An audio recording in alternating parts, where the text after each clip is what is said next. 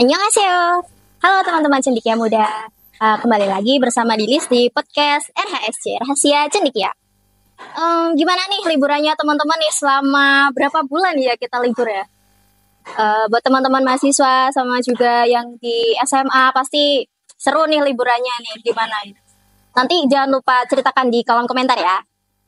Oke, selanjutnya kemarin kita sudah mendatangkan narasumber yang hebat-hebat. Kemarin ada Mbak Jihan yang kerja di alumni Stikia, yang kerja yang jadi PNS di mana kemarin. Terus ada juga kemarin yang mahasiswa setia yang ikut pertukaran pelajar di Thailand. Nah, sekarang ada lagi nih mahasiswa setia yang bisnisnya itu top banget. Nah, langsung aja kita kenalan sama orangnya. Di sebelah Lilisnya ada Mas Pras. Dia itu teman sekelas Lilis dari jurusan manajemen. Bisa dikenalkan Mas Pras? Baik, sebelumnya perkenalkan nama saya Pras Setio Nur Cahyo, biasa dipanggil Pras, dari Prodi Manajemen semester 7. Oke. Kalau di kampus, Mas Pras ikut apa aja sih kegiatannya di kampus? Gimana Mbak Elis? Kegiatannya di kampus, ikut UKM apa? Untuk kegiatan di kampus, saya dulu itu dari beberapa tahun ini saya ikut UKM Kewirausahaan. Terus sekarang ikut UKM HMJM. Ikut HMJM ya. Oke. Kalau tadi kan ikut organisasi di kampus itu ya, kewirausahaan sama HMJM ya. Kalau kegiatan di rumah nih, aktivitas sehari-hari di rumah nih, apa aja nih? Untuk sekarang ini mungkin ya seperti biasa, saya mengontrol usaha saya, terus saya juga ikut menjadi pelaku dalam usaha saya. Owner? Ya. Oke. Alhamdulillah. Oke, jadi Mas Pras ini, kemarin saya juga dapat info nih. Mas Pras itu alumni Wirausaha Merdeka ya? Iya. Itu tahun berapa kemarin? Tahun 2023, angkatan kedua. Angkatan kedua. Ya. Dulu perasaannya gimana nih? Lolos Wirausaha Merdeka. Ya. Itu apa program baru ya dari? Ya, program baru. Rasanya gimana nih? Perasaannya gimana ya? Ya, wah banget gitu loh. Kok bisa ikut Wirausaha Merdeka dan tepatnya saya dulu itu ikut di Universitas Ciputra yang terkenal dengan entrepreneurnya sih, iya. Katanya. Oke, kalau kegiatan di sana, kegiatannya apa aja nih? Mungkin yang pertama itu dulu saya dikasih tema untuk membuat usaha yaitu sustainable. Yang yaitu bisnis yang berkelanjutan. Oh iya. Kalau boleh tahu bisnis apa itu? Produk apa itu? Kalau dulu itu saya membuat snack makanan sehat untuk anak. Oh, makanan sehat ya? Iya. Selain itu ada lagi? Kalau soal produksi cuma buat itu saja sih. Cuma kalau teman-teman saya ada banyak. Ada yang membuat sabun dari sampah organik juga ada. Oh, banyak. Tapi itu dari daur ulang gitu ya? Iya, dari daur. Oh, gitu. Oke, selain itu pengalamannya apa nih yang didapat di waktu Wirausaha Merdeka? Soal pengalaman banyak sih. Mungkin dari organisasi, soalnya di sana kan gimana ya? Dari beberapa kampus dijadikan menjadi satu, terus belum kenal orangnya, disuruh membuat bisnis. Nah, itu yang kesulitan itu yang mengkoordinir gimana kita bisa kompak, kita bisa bikin bisnis bareng. Itu dari beberapa tempat ya? Iya, kalau dulu itu saya dapat offline atau gimana? Offline atau? Ada offline juga ada offline. Oh, itu dua-duanya. Tengah-tengah sih. Dulu itu saya dapat tim ada yang dari Sulawesi. Wah. Enggak Sulawesi, dari Sumatera. Jauh dari Sumatera ya, terus ada juga yang dari Gresik. Koordinasinya ya yang susah. Ya, itulah. Tapi nambah teman ya di sana pastinya. Ada lagi? Relasinya banyak di sana. Apa? Relasinya banyak, teman-teman juga banyak. Sekarang masih komunikasi sama mereka? Kalau mungkin untuk sekarang sih jarang sih. Soalnya kan ya Gak mau daftar lagi di Wirausaha Merdeka Mas Pras? kelihatannya untuk sekarang ini nggak bisa ya Mbak Lilis ya. Gak bisa. Nggak bisa untuk itu cuma sekali saja. Oh, berarti cuma sekali aja. Ya. Oke. Untuk produknya berkelanjutan sampai sekarang? Untuk produk sekarang sih sudah enggak sih. Cuma dulu itu saya juga pernah magang di tempat hampir mirip dengan produk saya, yaitu snack sehat, yaitu tepatnya di Surabaya. Di nama produknya itu Veggie Puff, Veggie Puff. yaitu snack sehat dari buah dan sayur. Oh gitu. Snack jajan gitu. Iya, snack. Oh iya, dengar-dengar Mas Pras ini juga lagi bisnis di rumah ya? Iya. Nah itu bisnis apa Alhamdulillah. produknya? Kalau sekarang sih bisnis saya yaitu makanan ringan dari produk F&B, yaitu pancong lumer dan cookies. Kenapa kok milih kuliner? Kenapa nggak kayak misal kerajinan tangan atau apa gitu? Kenapa makanan? Sebenarnya itu awalnya dulu itu di saat saya masih semester 4 kan sering ngobrol sama teman-teman saya. Sering ngobrol soal bisnis. Jadi gini Mbak Lili, ini enaknya semisal mau usaha apa ya, saya bikin ngobrol sama teman saya. Terus teman saya itu ada ide, semisal begini, semisal ini kan ada makanan viral namanya ada pancong. Terus saya bertekad, itu tekad-tekadan Mbak Lilis, langsung nyoba-nyoba, alhamdulillah dapat resepnya dan langsung jalan. Gitu ya. Iya. Tadi ada 2 ya, pancong sama pukis. Sama pukis. Iya. Itu langsung produk semua atau gimana? Yang pertama itu baru pancong dulu. Oh, pancong dulu. Terus setelah lama jalan entah 6 bulan kalau nggak salah, terus saya berpikir bagaimana kalau kita membuat produk baru gitu. Terus yang mirip-mirip itu kan kayaknya sih pukis. Nah, terus muncullah pukis tersebut. Bahannya juga sama ya berarti? Kalau soal bahan hampir sama sih. Soal bahan pokoknya sama, cuma mungkin dari resepnya agak berbeda. Dan cara pembuatannya berbeda. Oke, jadi ada pancong sama pukis. Sama pukis ya. Jadi gitu. Itu tempatnya di mana? Kalau tempatnya ada di Pasar Purwosari. Pasar Purwosari. Iya. Sekarang ada 2, yaitu ada. Sudah buka cabang lagi? Iya, sudah buka cabang. Yang pertama ada di Pasar Purwosari dan yang kedua ada di Pasar Baru Padangan. Nggak itu mau niat di Bojonegoro di kota. Untuk sekarang belum sih. Itu kendalanya gimana, Mas? Bagaimana? Kendala bisnisnya Mas Pras, misal awal gimana? Itu ambil karyawan atau gimana, atau usaha dari Mas Prasnya sendiri? Untuk usaha saya ini gimana ya Pak Levi? Dari awal itu saya sudah merekrut karyawan. Memang sebelumnya itu mindset saya dari awal itu pengen gimana ya? Pengen membuka lowongan pekerjaan begitu. Jadi mulia sekali, dari awal teman-teman. itu sudah langsung membuka lowongan pekerjaan dan baru awal buka sudah punya 1 karyawan. Dan temannya sendiri atau ada yang melamar? Iya, teman pertama itu teman sendiri. Dan dulu itu sebenarnya sempat takut nggak bisa membayar karyawan atau apa gitu. Tapi sampai sekarang Terus, bisa ya? Iya, alhamdulillah bisa. Terus saya itu punya mindset begini. Setiap orang itu membawa rezekinya masing-masing. Nah, akhirnya jalan sampai beberapa tahun ini, alhamdulillah saya sampai punya 2 karyawan dan alhamdulillah masih bisa berjalan sampai saat ini. Sudah berapa lama ya, Mas? Kira-kira? Dulu itu 1 tahun? Lebih sih. Oh, sudah lebih ya? Iya, mungkin hampir 2 tahun. Tapi bagus loh teman-teman. Hampir 2 tahun sudah punya 2 cabang. 2 cabang ya? Iya, baru 2 cabang. Boleh nggak nih di-spill modal awalnya? Modal awal itu kelihatannya nggak terlalu banyak sih. Yang agak banyak itu cuma stand gerobaknya aja itu. Mungkin hampir 3 jutaan.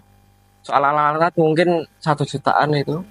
Total kemungkinan sama bahan-bahan dari trial and error itu mungkin 5 jutaan. Semuanya ya? Iya, semua ada semua. Kemarin aku lihat di Instastory itu kan gimana ya? Kalau lihat kantongnya orang-orang itu kan kayak misal toppingnya itu sedikit, tapi punyamu itu kok lumer banget gitu loh. Kok gak rugi apa piye gitu. Soal banyak enggaknya itu gimana ya, Balis? Itu kan ya strategi saya, terus selain itu dari masyarakat itu sendiri. Misal di sana itu masyarakat di sana itu pengennya itu sesuatu yang nggak terlalu mahal dan dapatnya banyak. Oh gitu. Terus solusi saya itu belinya suatu misal coklat. Coklat saya itu belinya nggak langsung 1 kilo atau 2 kilo, langsung berkarton besar gitu. Oh gitu ya. Iya. Langsung stok gitu. Langsung stok aja gitu. Oh, guys, ternyata aku nggak rugi ya. Ya alhamdulillah enggak lah. Tapi bener guys, dilihat banyak banget gitu loh toppingnya. Tapi kalau lihat di penjual yang lain lah sedikit gitu, tapi mahal, tapi murah di sini gitu. Gitu. Kalau apa ya? Tadi untuk omsetnya nih, itu gimana ya? Kalau per hari ada berapa? Omset per hari. Biar dihitung sendiri aja ya. Oh oke. Untuk omset per bulan mungkin kalau rame-ramenya itu bisa sampai 10 jutaan sih. Iya guys, ternyata. Jadi sangat menguntungkan ya, pancong Ya, sama cookies itu. Kalau misalnya itu kalau usaha makanan, FMD itu kebanyakan keuntungannya 50% ke atas. Gitu. Jadi sangat berpeluang ya kuliner. Iya. Ya karena memang kuliner itu memang setiap hari itu orang membutuhkan. Gitu. Gitu ternyata guys. Ngomongin apa lagi ya?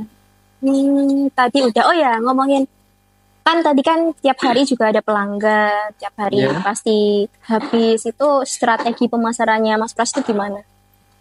Strategi pemasaran saya di pertama saya buka itu gimana ya? Sampai sekarang ini saya selalu menambah menu. Semisal menu baru gitu. Maksudnya rasanya ya saya. Topping-toppingnya. Saya tambah. Dulu itu semisal waktu pertama itu 1 sampai 5 bulan pertama yang ramai itu rasa ini. Terus terkadang 5 bulan sampai ke bulan selanjutnya itu kadang yang ramai ini selalu ganti dan itu selalu saya sering nambah menu. Jadi terus, itu yang bisa menarik pelanggan untuk tetap stay beli di Mas Pras. Ya. Selain itu saya juga sering berinovasi. Semisal dulu itu poke saya cuma ada 3 rasa. Terus sekarang ada 4 rasa ya tambah. Terus sekarang lagi saya tambah topping juga ada. Topping gimana? Topping kayak misal misis kayak ya, gitu. Itu terus ditambah lagi topping glass atau topping apa itu bisa. Terus selain itu kalau pemasarannya di mana? Kalau soal pemasaran sih saya di sosmed main. Cuma ya lebih aktif ke WA dan Facebook sih saya. Oh gitu. Promosinya di WA sama Facebook ya. IG juga aktif cuma kurang begitu aktif lah. Gini, belajar bisnis ini Mas Pras dari mana aja nih? Oh, soal belajar bisnis ini? Atau otodidak atau gimana? Begini, dulu itu saya waktu mahasiswa terus ada suatu seminar yang namanya itu SBC. SBC itu apa bisa dijelasin? SBC itu singkatan dari Sukses Berkah Community. Itu berarti itu komunitas? Iya, komunitas. Komunitas bisnis. Komunitas bisnis itu yang gimana ya? Saya itu waktu itu ikut ke pertemuannya sekali dan akhirnya tertarik. Dan saya itu sebenarnya itu komunitas bisnis, tapi saya belum punya bisnis. Oh, berarti waktu ikut seminar itu belum punya bisnis pancong ini? Belum. Dan apa itu, saya itu yang tadi buka pancong sama Pak Pancong itu sebenarnya ya dapat dorongan dari situ. Oh. Soalnya kalau mau ikut komunitas itu harus memiliki bisnis. Nah, saya terpaksa nggak terpaksa langsung nyoba buka itu. Dan akhirnya dibimbing sampai setahun dan akhirnya alhamdulillah bisa sampai seperti ini. Oke, ternyata belajar itu bisa dari mana aja. Dari tadi Mas Pras itu belajarnya dari seminar gitu. Terus Iya. ikut join di komunitas Di itu. komunitas itu. Itu. Gitu kira-kira teman-teman. Ada lagi? Cukup sih kalau itu saya. Itu. Kalau matkul di manajemen tadi jurusan manajemen ya. Ya. Yang bisa dipakai di bisnisnya Mas Pras tuh. Kalau dari kuliah ini sebenarnya banyak sih. Dari awal dari manajemen pemasaran, bagaimana kita memasarkan produk, ada strateginya bisa pelajari di sini. Terus selain itu manajemen SDM. Manajemen SDM itu nggak mudah lah ya. Misal gimana ya kita mengelola karyawan, mengelola gimana ya seseorang karyawan itu ya nggak mudah begitu. Apalagi saya itu masih berumur, dulu itu baru buka masih berumur 20 tahun, sedangkan karyawan saya lebih tua dari saya. Oh gitu. Ada lagi matkul? Sebenarnya masih banyak lagi sih, cuma ya terlalu panjang untuk dijelaskan nanti. Untuk pasti nih Mas Pras. Akuntansi, pengelolaan keuangan pasti. Nah, itu juga sangat penting. Soalnya kalau punya usaha, kalau nggak bisa mengelola uang ya sama aja gimana. Betul, ya? Seperti saya. Tapi bener banget kalau misal kita bisnis tapi keuangannya itu berantakan, nggak bisa lanjut gitu. Iya, tetap uangnya nggak tahu hilang kemana gitu.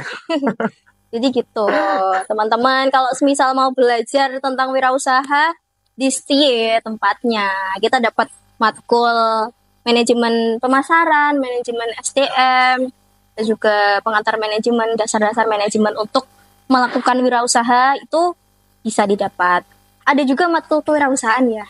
Iya ada. Itu guys. Apa lagi ya mau bicara, tanya apa lagi? Soal keuangan tadi, saya cuma mau bilang kalau gimana ya. Dulu itu saya pernah dikasih tahu kalau semisal di dalam rezekimu itu ada rezeki orang lain yang terselip. Nah, setiap omset dari yang saya hasilkan per bulan itu selalu ya alhamdulillah saya entah 5% atau 10% itu saya bagikan ke anak yatim atau apa gitu. Jadi itu menyisihkan untuk bersedekah gitu. Iya. Nah, jadi gitu teman-teman. Apa lagi ya? Kita ngomongin apa lagi? Kalau misal kenapa tadi namanya apa? Pancong Lumer dan Pukis. Dan nama brand saya itu Pancong Lumer Blewer dan Pukis Mentul. Ya, nanti bisa ditulis ya editor di bawahnya, nanti dibeli pancongnya Mas Pras gitu. Kita mau ngomongin apa lagi nih? Ada nggak yang menjadi kendala waktu bisnis, selama bisnis berjalan? Soal kendala ya. Dulu itu saya kendalanya sih pertama di semisal gimana ya. Dulu waktu sebelum saya ikut wirausaha program Kampus Merdeka, yaitu tepatnya Wirausaha Merdeka, itu kan tepatnya di Surabaya, dan itu saya harus datang ke sana, dan otomatis saya harus meninggalkan bisnis saya. Itu gimana? Nah, saya dulu itu dan sebelumnya itu masih punya 1 karyawan, dan waktu itu saya mau berangkat ke Surabaya dan karyawan saya yang 1 itu mau berangkat ke Gresik, mau kerja di Gresik katanya. Nah, pada waktu itu saya itu pernah berpikir begini sampai berpikir gimana ya, bagaimana kalau usaha saya ini saya jual gitu aja atau gimana gitu, kan saya bingung. Soalnya kan kalau saya nggak berangkat ke Surabaya kan ya tetap nggak bisa, tetap harus berangkat ke Surabaya, dan ketika saya di Surabaya tetap nggak bisa menghandle usaha di rumah, sedangkan karyawan saya yang satu itu kerja di Gresik dulu katanya. Solusinya. Nah, terus jarak 1 minggu sebelum, kalau nggak 2 minggu sih, sebelum saya berangkat ke Surabaya, saya langsung mencari 2 karyawan. Langsung mencari 2 karyawan. Yang pertama itu saya tempatkan di bagian produksi. Di produksi itu bagian semisal membuat adonan hancur, membuat adonan pukis. Ya, yang satu itu saya jadikan ke pemasaran, yang jualan langsung di pasar. Nah, itu saya training setiap hari sampai bisa, dan akhirnya saya langsung lepas, saya berangkat ke Surabaya. Ini bisa tuh selama berapa bulan waktu Wirausaha Merdeka? Waktu Wirausaha Merdeka di Surabaya itu kemungkinan 3, 4, 5 bulan sih. 5 bulan. Iya. Jadi stay di sana atau pulang Bojonegoro, Surabaya, atau Ciamis? Stay di sana, ngekos di sana. Oh, stay di sana. Berarti emang Jadi, bener-bener lepas dari iya, usaha itu bisnis yang bener-bener sini ya? lepas. Gitu. Sebenarnya kayaknya nggak tega sih. Oh, Tapi karena ya sudah saya buat sistem tersebut, saya berani melepasnya. gitu. Ya bisa berjalan baiklah. Tapi bisa ya, mereka yang Bisa, alhamdulillah bisa. Oke. Lumayan apa lagi ya? Tadi omset sudah, modal awal sudah.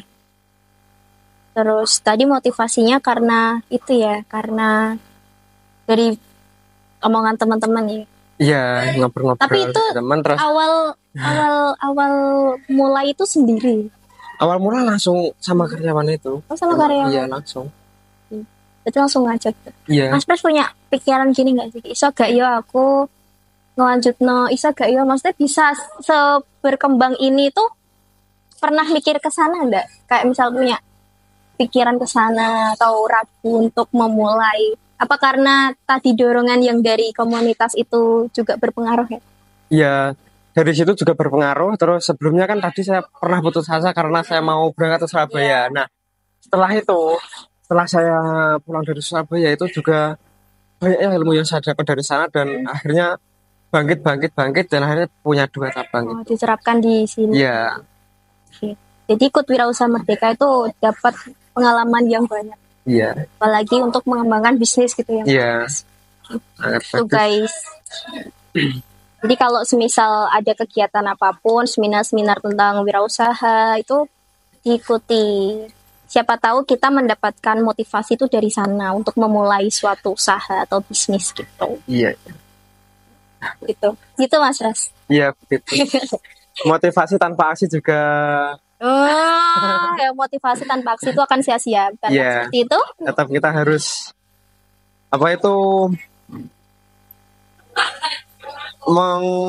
mengelola gimana ya? Gimana? Mengelola. Misal malas itu harus dipaksa gitu loh. Oh, sesuatu yang dipaksa akan menjadi terbiasa gitu. Jadi gitu. Tapi saya salut banget kok sama Mas Pras ini. Dia masih muda, tapi dia berani mengambil resiko gitu. Kalau semisal anak zaman sekarang itu gimana ya? Apalagi dengan modal awal yang 5 juta itu nggak sedikit loh. Tapi bisa mengembangkan sampai dapat omset 10 juta per bulan itu sudah wow banget sih teman-teman. Gitu ya. Ya. Mungkin ada pesan untuk teman-teman sih atau teman-teman yang lagi nonton, teman-teman di rumah. Untuk pesan-pesan dari saya, selagi masih muda, perbanyak pengalaman-pengalaman positif. Hal kecil, gimana ya? Saya bentar. Tenang Mas Ras, tenang. Saya nggak gigit kak. Iya. Mulailah dari hal-hal yang kecil, karena hal besar itu berawal dari hal-hal kecil. Ingat, sekecil apapun usahamu, kamu tetaplah bosnya. Oke. Jadi kita harus punya usaha sekecil apapun itu, kita jadi ownernya gitu. Iya. Bagus. Mungkin itu aja Mas Pras. Ya. Terima kasih sudah mau menyempatkan waktu di sibuk-sibuknya mengurus bisnis di rumah. Terima kasih waktunya. Mungkin untuk Sama-sama. teman-teman yang ingin seperti Mas Pras, ingin menjadi wirausaha muda, bisa join Disti. Karena kita dapat dapat ilmu-ilmu tentang wirausaha itu banyak sekali Disti. Apalagi kalau kalian masuk manajemen ya. Iya. Manajemen nih. Karena saya juga banyak dapat ilmu dari manajemen juga. Tapi akuntansi juga sih. Soalnya kan untuk Untuk mengelola keuangan. Semuanya bagus di sini. Terserah teman-teman mau milih manajemen atau akuntansi gitu. Tapi kalau anak manajemen nggak punya usaha, nggak punya bisnis sih, harus dimulai digiatkan sekarang gitu. Oke. Apa lagi ya? Sudah sih. Ada tambahan lagi dari Mas Pras? Cukup. Mungkin kita ada jargon, masih ingat? Ya, masih. Saya yang mulai ya. Setia. Berani maju, semakin cerdas. Terima kasih teman-teman yang sudah nonton. Jangan lupa like, komen, dan subscribe. Komen kita mau datengin siapa lagi. Dadah, sayonara.